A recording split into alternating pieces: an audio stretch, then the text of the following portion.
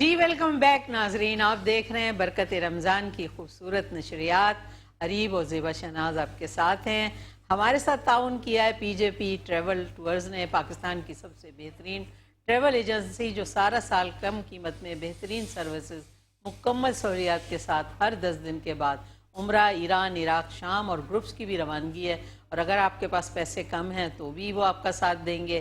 اگر آپ خاتون ہیں اور آپ کا ارمان ہے اور آپ کے ساتھ محرم نہیں ہے تو بھی وہ آپ کو گروپ میں سیٹ کر کے بھیج دیں گے۔ دیکھیں ایسی کمپنیاں بہت کم ہوتی ہیں، ان سے فائدہ اٹھائیں۔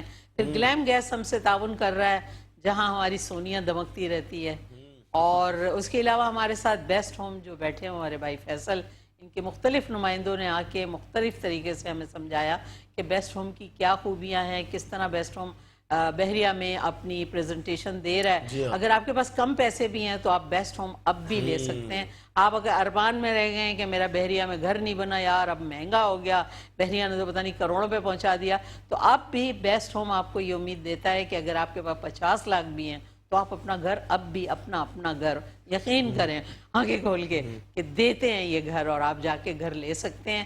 آپ کو مین ہیڈ آفس یعنی بحریہ ٹاؤن جانا پڑے گا۔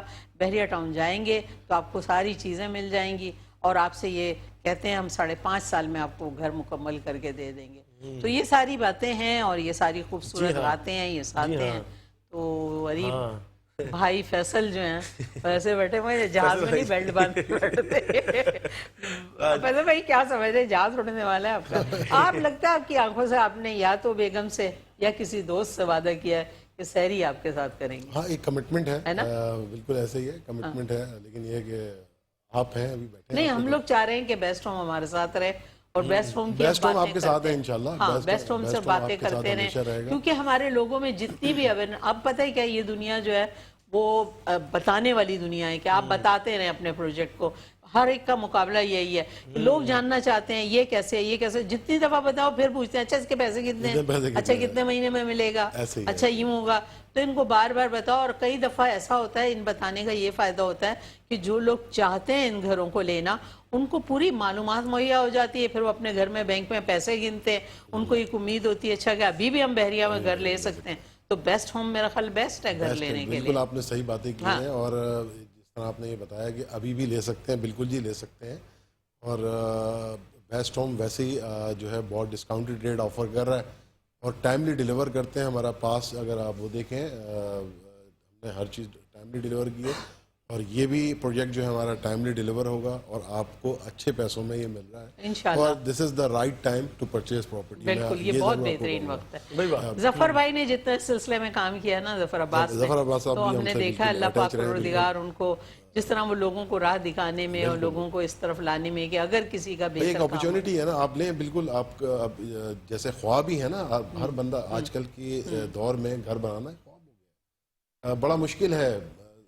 اگر بندہ سوچتا ہے تو بہت سوچ کے اور پھر واپس ہو جاتا ہے اور پھر اپنے کاموں میں لگ جاتا ہے۔ میرا دل آپ پہ بڑا مطلب ترس کھا رہا ہے، کوئی آخری میسج کوئی دینا چاہے؟ آخری میسج میرا آخری میسج تو نہیں ہے، نہیں ایسا نہیں ہے، میں بیٹھا ہوں آپ کے ساتھ۔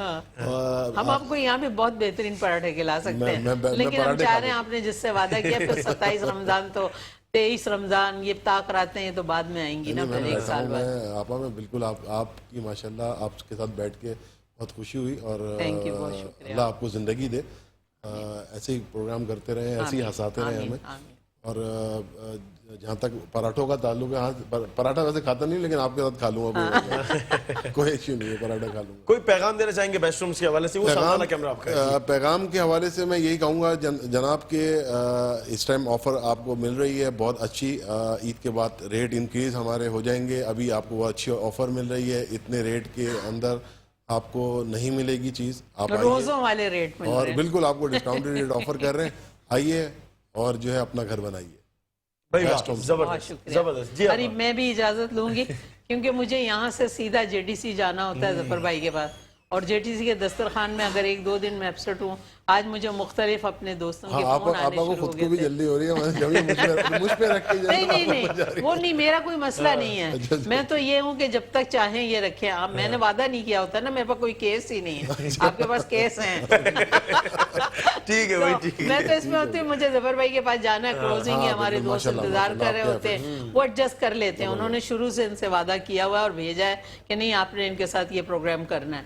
تو مجھے ایڈجسٹ یہ ہوتا ہے جب تک یہ پروگرام کی ٹائمنگ نہیں ہوتی ہے جتنا ہوتی ہے. مجھے شوق تھا بہت کہ میں کوئی مذہبی پروگرام کروں. ظفر بھائی نے اور یہ میرے حیدرآباد کے پیارے پیارے چھوٹے بھائیوں نے اس خواب کو پورا کیا اور اللہ پاک پروردگار کا کرم ہے. میں کہتی ہوں یہ مہینہ میرا بڑا خوبصورت گزرا. ورنہ یہ ہوتا تھا کہ کرونا سے پہلے مدینہ میں ہوتے تھے.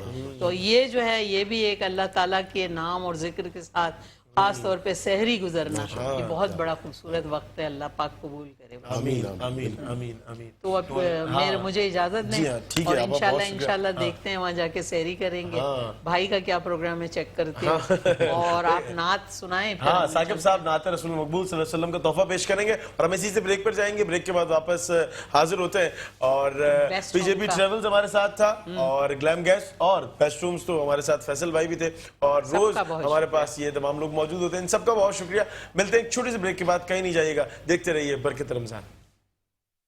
زہی مقدر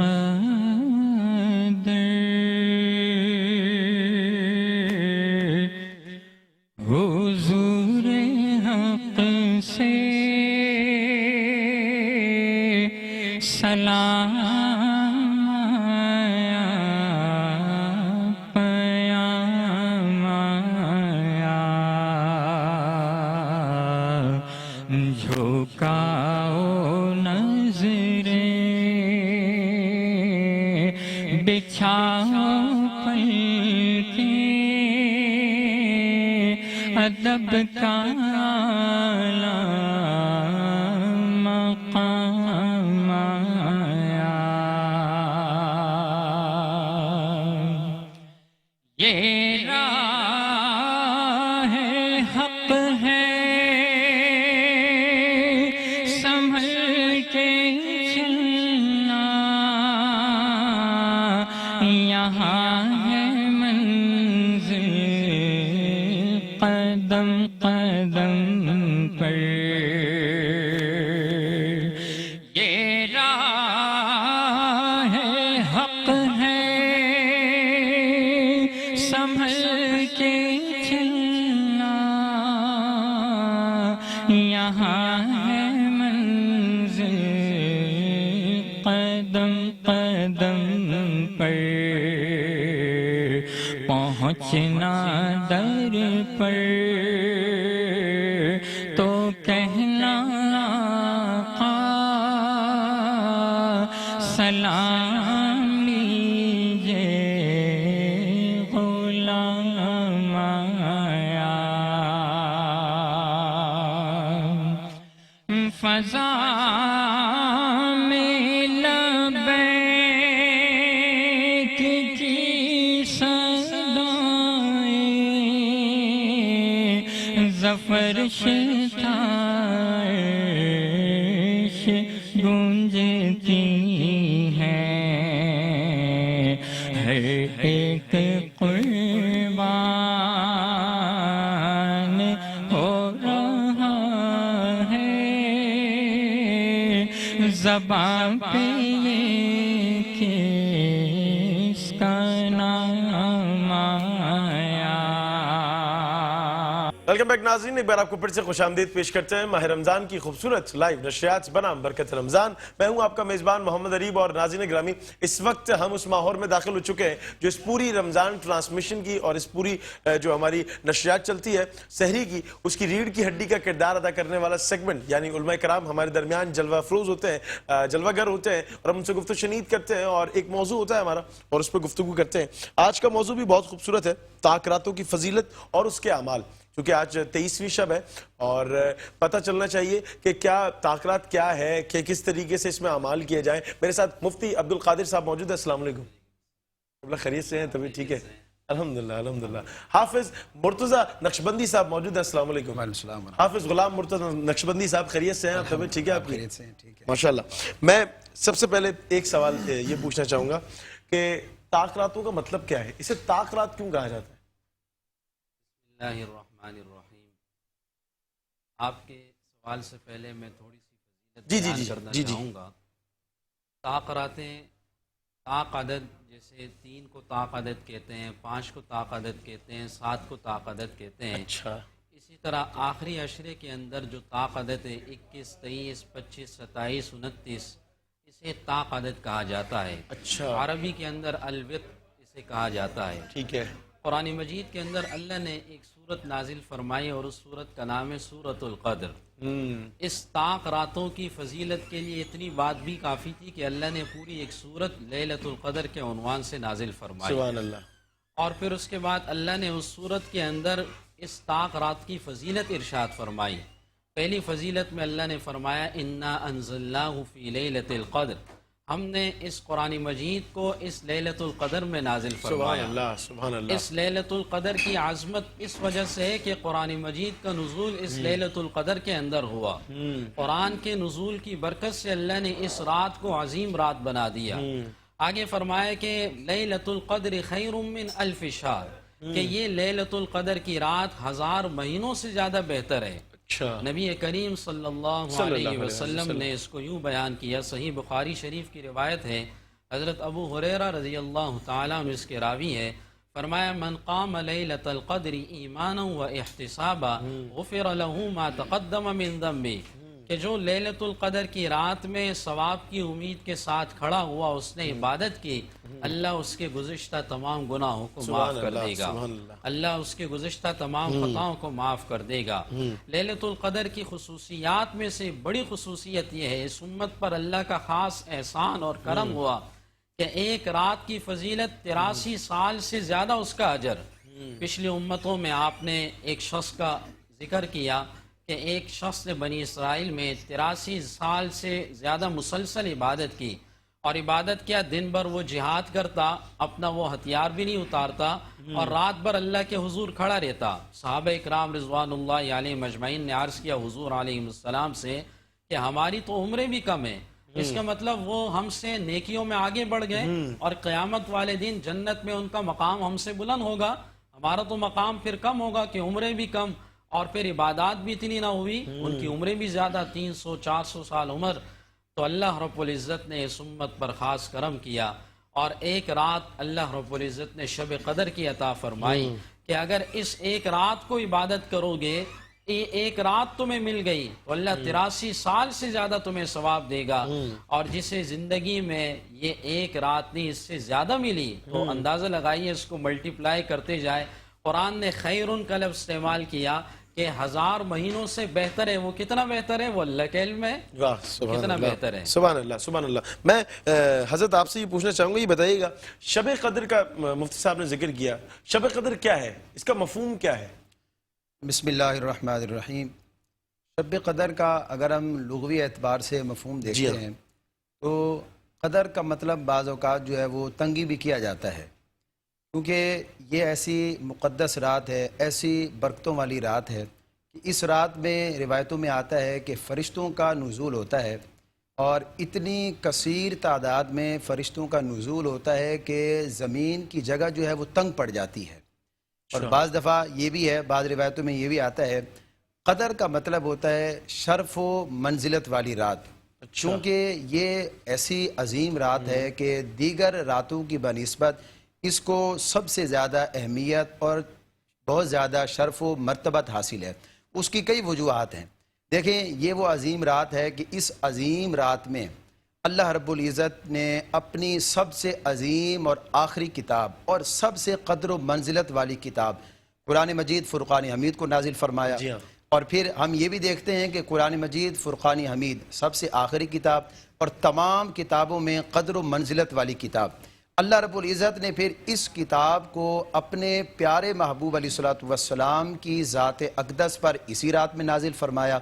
اور ہم یہ دیکھتے ہیں کہ اس مبارک رات میں, اب یہ رات کیونکہ خود اتنی اپنے اندر برکتیں اور عظمتیں لیے ہوئے ہے, تو اگر کوئی بندہ اس مبارک رات میں کھڑے ہو کر یا کسی بھی لحاظ سے اللہ کے حضور حاضر ہوتا ہے تو یہ وہ مبارک رات ہے کہ یہ رات اس انسان کو بھی قدر و منزلت والا بنا دیتی ہے، اس انسان کو بھی جو ہے وہ بلندیوں تک پہنچا دیتی ہے، اس لیے کہ یہ وہ مبارک رات ہے جس طرح ابھی علامہ صاحب فرما رہے تھے کہ یہ وہ مبارک رات ہے۔ اس مبارک رات میں جس طرح میں نے ابھی عرض کیا فرشتوں کا نزول ہوتا ہے، اور قرآن مجید کے اندر بھی اللہ رب العزت ارشاد فرماتا ہے، احادیث سے بھی ہمیں یہ بات ملتی ہے کہ اس رات میں جبریل امین فرشتوں کے جھرمٹ میں نازل ہوتے ہیں، اور جو انسان اس مبارک رات میں کھڑے یا بیٹھے یا کسی بھی لحاظ سے اللہ کے حضور حاضر ہوتا ہے تو روایتوں میں آتا ہے کہ فرشتے آ کر اس کے لیے اللہ کی بارگاہ میں بخشش کی دعا بھی کرتے ہیں اور رحمت کی التجا بھی کرتے ہیں۔ اور اگر ہم اس سے بھی آگے جائیں تو فرمایا فرشتے ایسے انسان سے آ کر مصافحہ کرتے ہیں، اور جبریل امین روح القدس جو فرشتوں کے سردار ہیں وہ آ کر اس بندے سے مصافحہ کرتے ہیں۔ تو اس رات کی برکتیں اور عظمتیں ہمیں اس سے زیادہ اور کیا جو ہے وہ حاصل ہونی چاہیے کہ اس رات میں فرشتے اتنے آ جاتے ہیں کہ زمین کی جگہ ہی تنگ پڑ جاتی ہے، زمین کی جگہ ہی جو ہے وہ تنگ ہو جاتی ہے، اتنا فرشتوں کا نزول ہوتا ہے۔ تو ہمیں اس رات کی عظمتیں اور برکتیں اس کا جو ہے وہ خصوصی طور پر ہمیں اہتمام کرنا چاہیے، اور الحمدللہ کیا بھی جاتا ہے بحیثیت مسلمان۔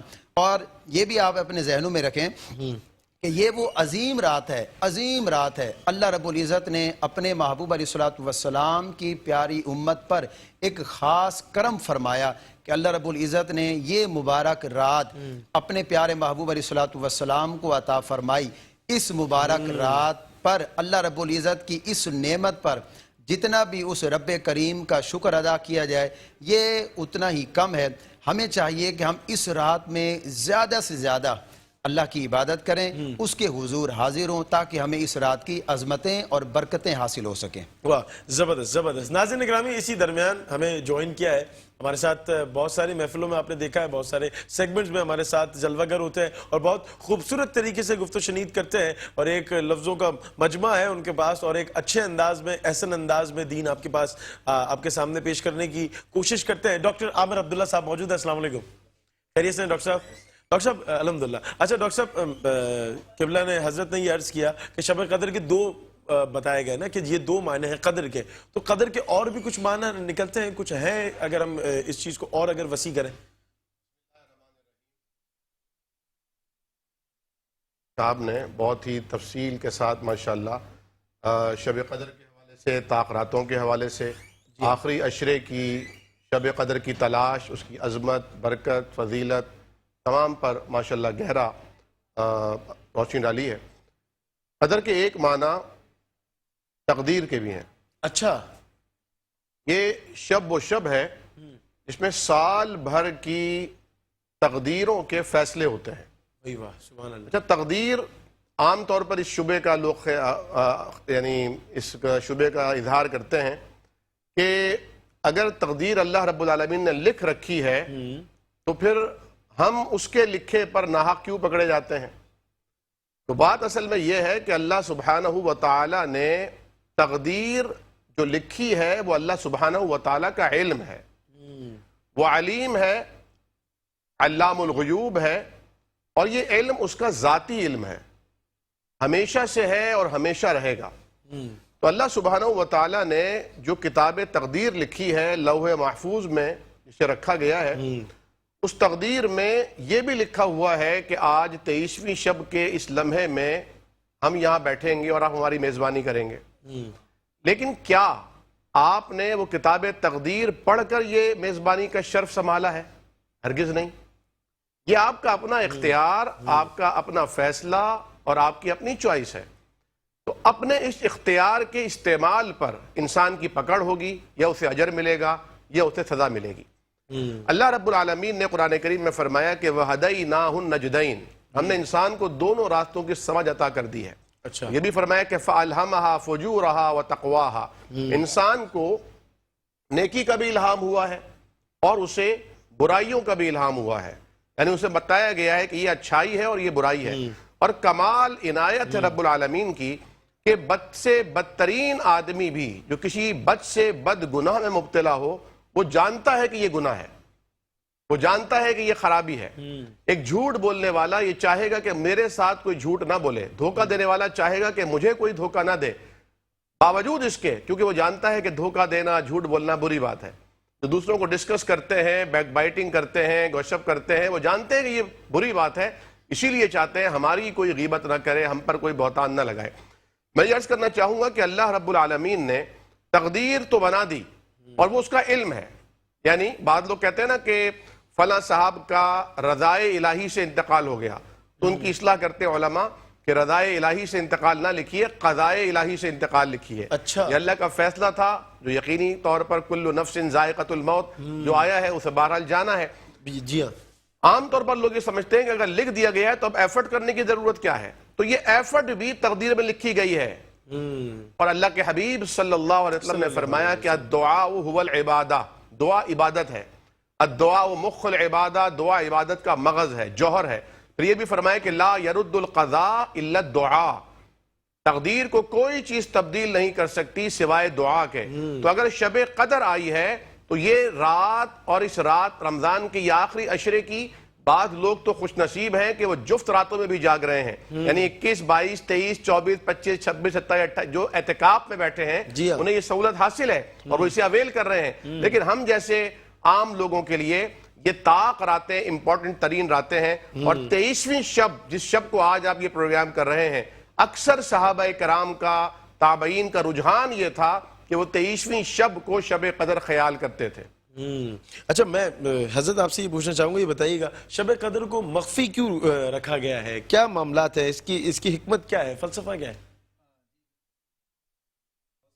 حکمتیں ہیں، پہلی حکمت ہوئی ہے، ان میں سے چند ایک میں عرض کرتا ہوں۔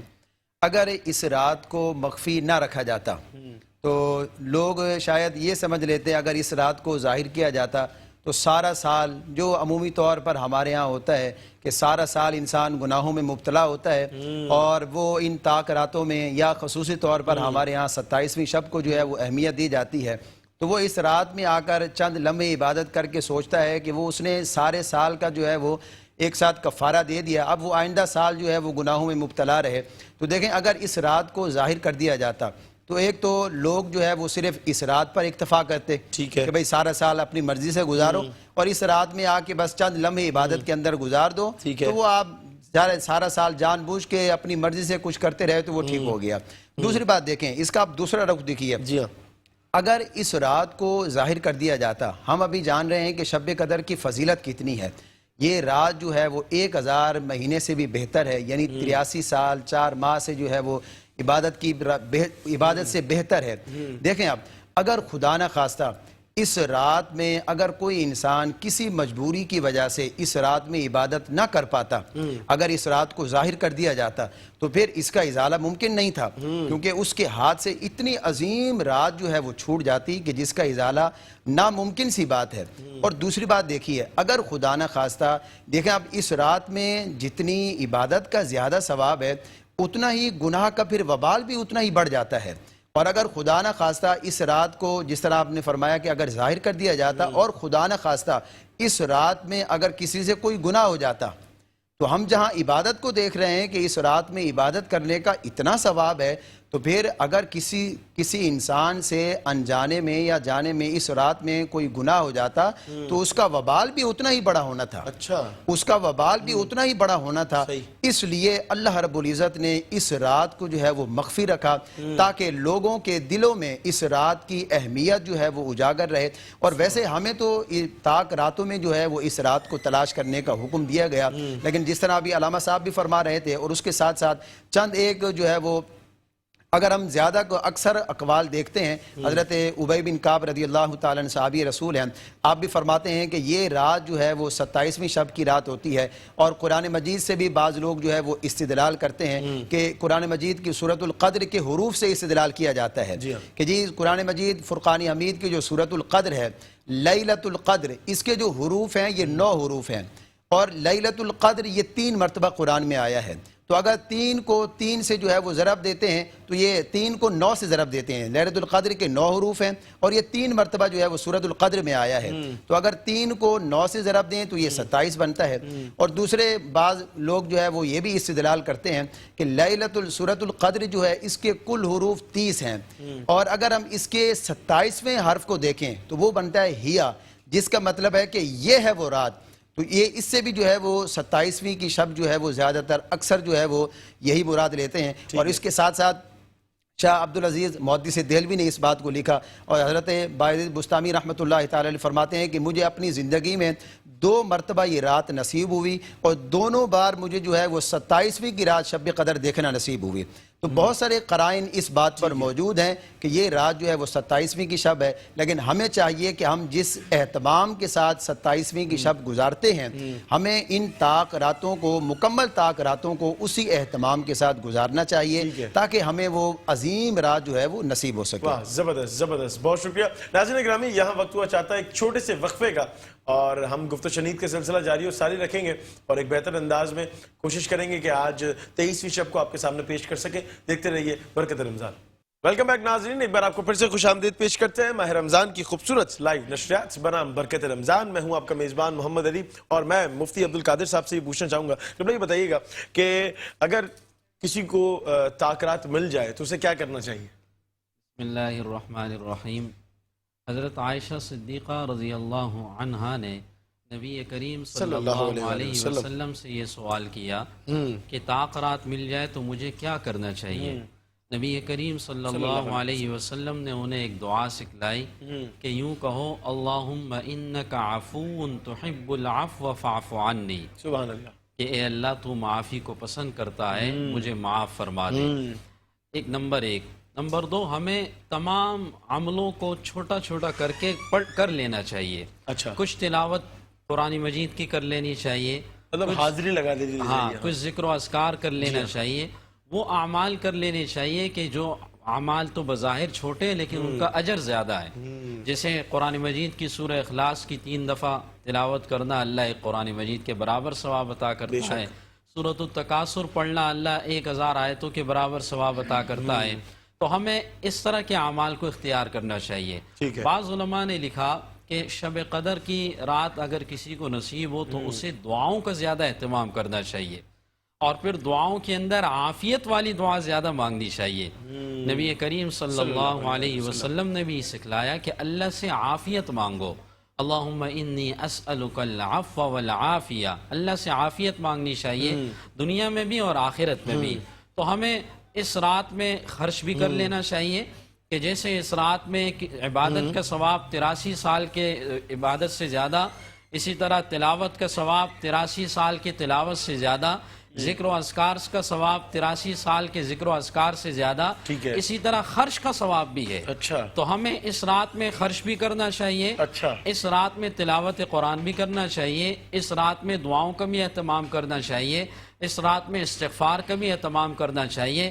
ان تمام اعمال سے چھوٹے چھوٹے لے کر یہ تمام کام کر لینے چاہیے تاکہ ہر ایک کی والی باتیں حاضری لگ جائیں. اچھا، پتہ کیسے چلے گا آپ کہ یہ شب قدر ہے؟ دیکھیں، اس میں واضح طور پر جناب نبی کریم صلی اللہ علیہ وسلم کا جو ارشاد ہے وہ آپ نے فرمایا تحروا لیلۃ القدر فی الوتر من العشر الاواخر من رمضان، کہ لیلۃ القدر کو آخری عشرے کی طاق راتوں میں تلاش کرو.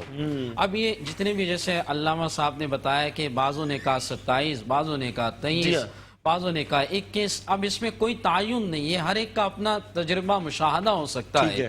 لیکن اس کو ہم یہ نہیں کہہ سکتے کہ یہی 27 ہوتی ہے یا یہ 23 ہوتی ہے. حضور کا جو ارشاد ہے وہ یہ کہ تمام طاق راتوں میں اس کو تلاش کریں. اور آسان حل ہے، یہ 5 راتیں بنتی ہیں، 5 راتوں کے اندر بندہ عبادت کرے اور نہ صحیح اگر بندے سے اور زیادہ نہ ہو تو حضور علیہ السلام نے فرمایا جو ارشاد ہے کہ جس نے عشاء کی نماز جماعت سے پڑھ لی تو اس کو آدھی رات کی عبادت کا ثواب مل گیا.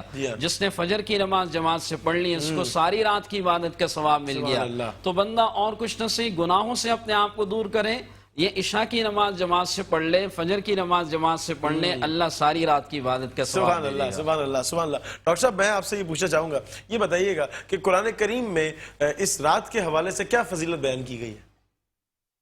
قرآن کریم کے حوالے سے ابھی پیشرو علماء کرام نے بہت تفصیل سے یہ ارشاد فرمایا ہے کہ اللہ رب العالمین نے اس رات سے موسوم پوری ایک سورت نازل فرما دی. جی ہاں. اور اس کا نام ہی قدر فرما دیا. اور قدر کا ایک معنی جو مفتی صاحب نے بیان کیا تھا کہ قدر اور منزلت والی رات.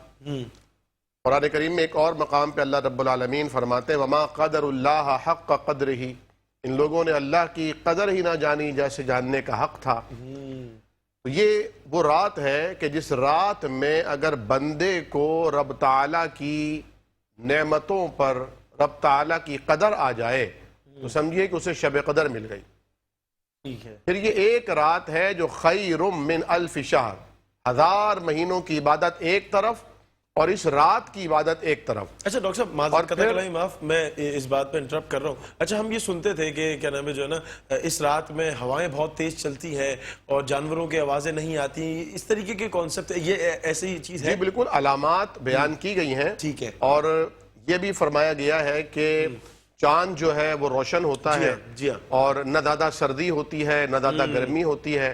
اور اسی طرح اس رات کو کتے بالخصوص نہیں بھونکا کرتے ہیں، ان کی آوازیں نہیں آتی. اور جب کوئی بندہ عبادت میں مشغول ہوتا ہے، خواب و تلاوت قرآن کر رہا ہو، ذکر و اذکار میں مشغول ہو، یا وہ سجدے میں پڑا رب تعالیٰ کی مناجات کر رہا ہو، اس سے دعائیں مانگ رہا ہو، یا پھر وہ نوافل پڑھ رہا ہو، تو اس پر ایک کپ کپی سی کسی کیفیت طاری ہو جاتی ہے. اس کے رونگٹے کھڑے ہو جاتے ہیں، آنکھوں سے بے اختیار آنسوؤں کی لڑیاں جاری ہو جاتی ہیں. اسے خود یہ سمجھ نہیں آ رہی ہوتی کہ یہ کیفیت کیوں ہے اور مجھے اتنا رونا کیوں آ رہا ہے. تو وہی بات کہ جبریل علیہ السلام جب ان کی قربت حاصل ہوتی ہے، ملائکہ جب اس گھر میں، اس مسجد میں، اس ادارے میں آتے ہیں اور جو ان کی قربت اور ان کی جھرمٹ ہوتے ہیں اس کے وہ اثرات ہوتے ہیں. پھر یہ دیکھیے کہ عام طور پر جو جدید ذہن ہے وہ یہ بھی اشکال پیدا کرتا ہے کہ آج کی رات اگر یہاں پاکستان میں 23ویں شب ہے، یا جس دن یہاں 27ویں شب ہوگی وہاں سعودی عرب میں یا کسی اور ملک میں 27ویں شب نہیں ہوگی بلکہ 26ویں ہوگی یا کہیں 28ویں شب ہوگی. تو پھر شب قدر کب ہوگی؟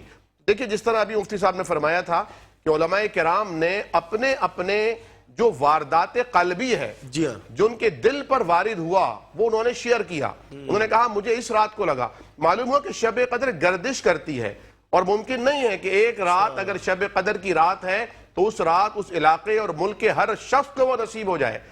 وہ تلاش کرنے والے کی اپنی نیت پر ہے، جستجو پر ہے، شوق پر ہے، محنت پر ہے، انابت اللہ پر ہے، اس کی اس نیت پر ہے، اس شوق پر ہے جس کی تحت وہ اس کو تلاش کر رہا ہے. کیونکہ راتیں جاگنے کی راتیں نہیں ہیں، عبادت کی راتیں ہیں. اور عبادت قریب بھائی محض عبادت نہیں، برائے عبادت نہیں، بلکہ عبادت لوجہ اللہ، لقربت اللہ، اللہ کی رضا حاصل کرنے کے لیے، اس کے چہرے کی بشاشت حاصل کرنے کے لیے، اس کی قربت حاصل کرنے کے لیے. اور جب جذبہ یہ ہو کہ آپ اللہ کو پانے کی جستجو میں ہو تو اللہ رب العالمین کا ارشاد ہے کہ میری طرف جو ایک قدم بڑھاتا ہے میں اپنی رحمتوں کو 10 قدم اس کی طرف متوجہ کرتا ہوں. جو میری طرف چلتا ہوا آتا ہے وہ میری رحمتوں کو اپنی طرف دوڑتا ہوا پاتا ہے. اور فرمایا کہ جب نوافل بندہ کرتے کرتے کرتے کثرت کر دیتا ہے تو پھر کیفیت یہ ہوتی ہے میں اس کی آنکھ بن جاتا ہوں جس سے وہ دیکھتا ہے، میں اس کے کان بن جاتا ہوں جس سے وہ سنتا ہے، میں اس کے ہاتھ اور پیر. اور یہ جو مثال دی اللہ رب العالمین نے، اسے سمجھنے کے لیے یہ نقطہ سمجھنا ضروری ہے. پھر اس کی آنکھوں پر اللہ تعالیٰ کی رضا سوار ہوتی ہے، وہ وہی دیکھتا ہے جو رب کی رضا ہوتی ہے. پھر کانوں پر اللہ تعالیٰ کی رضا کے پہرے ہوتے ہیں، کانوں سے بھی وہی سنتا ہے جس سے اللہ کی خوشنودی حاصل ہوتی ہے، اپنے ہاتھوں سے وہی پکڑتا ہے، وہی کام کرتا ہے جو اللہ کی نصرت اور اللہ کی مدد اور اللہ کی بھلائی اور اللہ تعالیٰ کی قربت کا باعث ہو.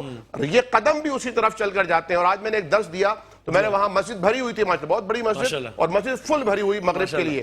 میں نے کہا مغرب کی نماز آپ پڑھنے آئے ہیں لیکن سوال یہ پیدا ہوتا ہے کہ رمضان کے جانے کے بعد بھی یہ مسجد بھرے گی کہ نہیں بھرے گی؟ اگلے دن یکم شوال کو، عید کے دن، عید کی نماز کے بعد ظہر کی نماز میں مسجد بھرے گی کہ نہیں بھرے گی؟ اگر مسجد نہیں بھرتی تو اس کا مطلب یہ ہے آپ نے رمضان کی عبادت کی ہے، رب رحمان کی عبادت نہیں کی، رب رمضان کی عبادت نہیں کی. رمضان آتا ہے اور چلا جاتا ہے لیکن رب تعالیٰ موجود رہتا ہے. اور عبادت کے لیے جب آپ آتے ہیں یہ سوچ کر نہ آئے کہ میں نماز پڑھنے جا رہا ہوں، یہ سوچ کر جائے میں رب سے ملاقات کے لیے جا رہا ہوں، رب نے بلاوا دیا ہے، وہ میزبان ہے، میں مہمان بن کے جا رہا ہوں. حضرت علی رضی اللہ تعالیٰ عنہ کا فرمان ہے کہ جب میرا جی چاہتا ہے کہ میں رب تعالیٰ سے بات چیت کروں تو میں قرآن کھول لیتا ہوں، اور جب جی چاہتا ہے کہ رب کو دیکھوں، رب سے ملاقات کروں تو میں نماز کی نیت باندھ لیتا ہوں۔ سبحان اللہ سبحان اللہ سبحان اللہ۔ ناظرین گرامی، یہاں وقت ہوا چاہتا ہے ایک چھوٹے سے بریک کا۔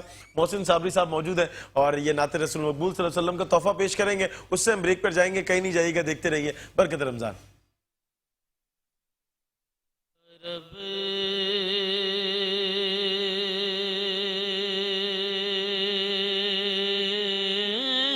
تیرے محبوب کا جلوہ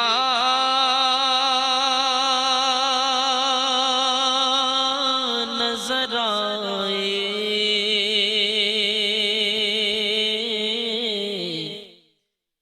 حسن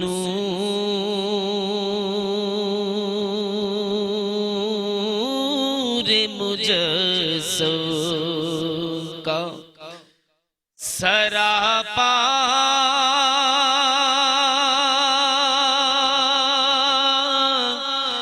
نظر آئے،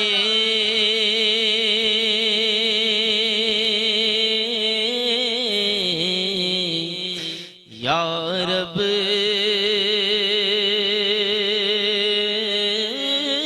تیرے محبوب کا، اور جس در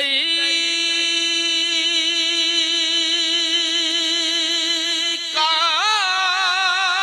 بنایا ہے گدا مجھ کوئی لائی، اس در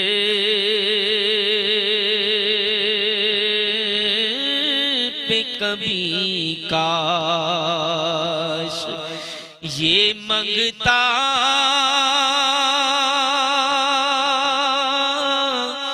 نظر آئے،